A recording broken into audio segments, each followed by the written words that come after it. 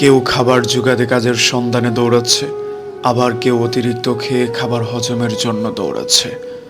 গভীর রাতে কারো বিলাসবহুল গাড়ি থামছে নিষিদ্ধ পল্লীতে, ঘরে অপেক্ষারত স্ত্রী দীর্ঘ শ্বাস ফেলছে।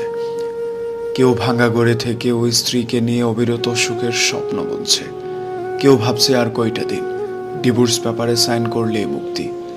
কেউ একটা সম্পর্ক টিকিয়ে রাখার জন্য রীতিমতো যুদ্ধ করে চলছে।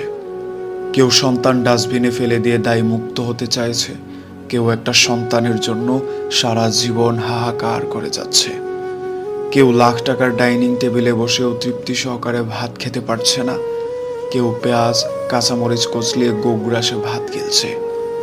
কারো দামি খাটে শুয়েও আবার ঘুমের ওষুধ খেতে হচ্ছে, কেউ আবার হিমেল হাওয়ায় রাস্তায় ওভারব্রিজে ও ঘুরে ঘুমোচ্ছে। কারো পড়ার টেবিলে নতুন বইয়ের সমারোহ কিন্তু পড়তে ইচ্ছে করছে